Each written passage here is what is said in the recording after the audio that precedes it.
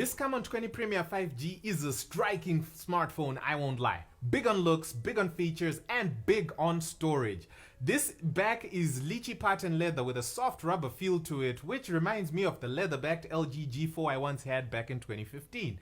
It has two absolutely massive rear camera rings and an 8 LED rear flash and laser autofocus, all sitting on a metallic polygon island polished to a mirror finish. Striking looks all round, and yes, if you were curious, it can stand on its flat edges too, just like the Camon 20 did. Also, I feel like the regular Camon 20 wins style points over the Camon 20 Premier with its more pronounced Canon puzzle deconstructionist design. The pattern is here on the Premier, but it's just not as majestic.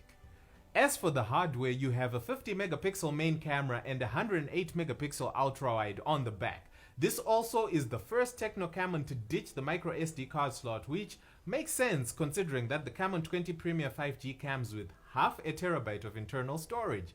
The display is a very good looking AMOLED panel supporting up to 120Hz refresh rate and an always on display.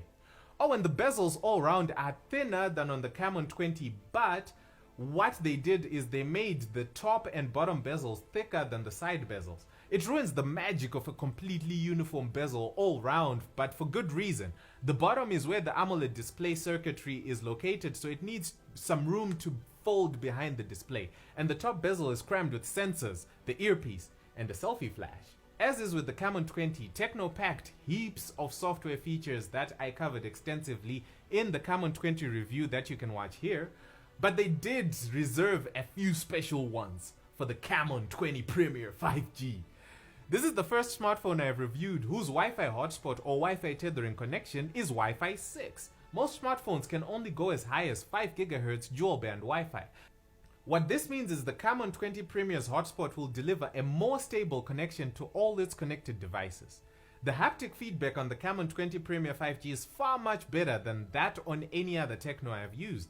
It's a very pleasant experience. The vibrations are tight and agile and really do a pleasing job with the experience of the phone, whether it's typing, gaming, or matching your ringtone. Both the Camon 20 and Camon 20 Premier have stereo speakers, but the quality of sound from them is quite different. The Premier is just producing a richer and fuller sound experience that is much closer to sounding like flagships from other brands.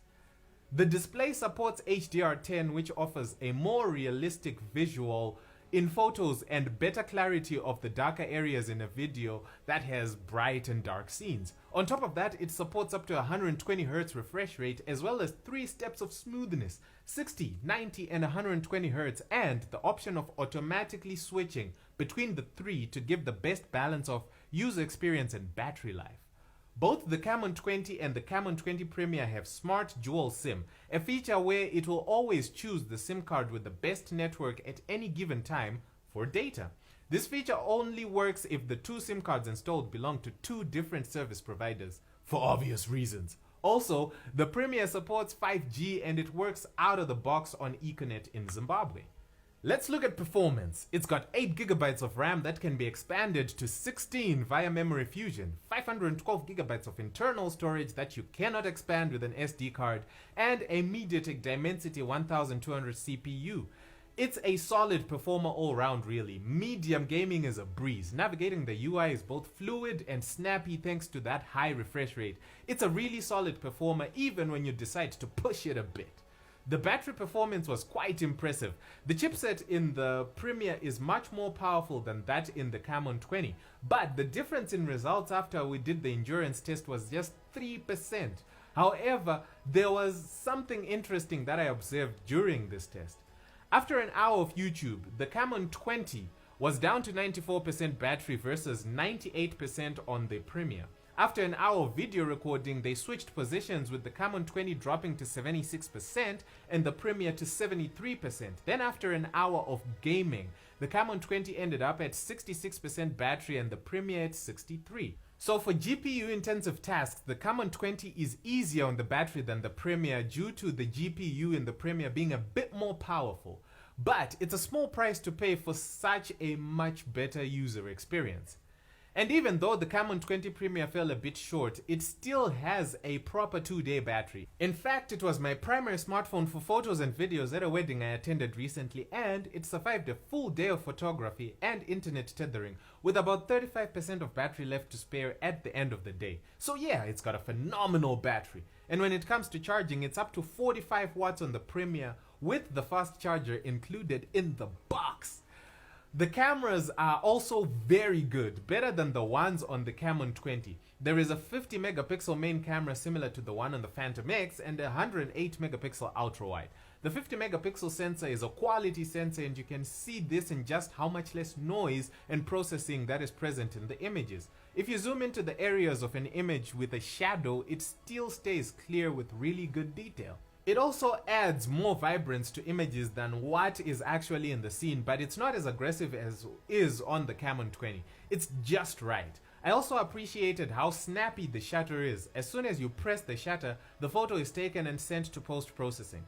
Something I did notice is that if you take too many consecutive images, post-processing will prevent you from taking any new photos until the images already queued are sorted. The ultra-wide may be 108 megapixels, but the sensor is not the same quality as the one on the main sensor.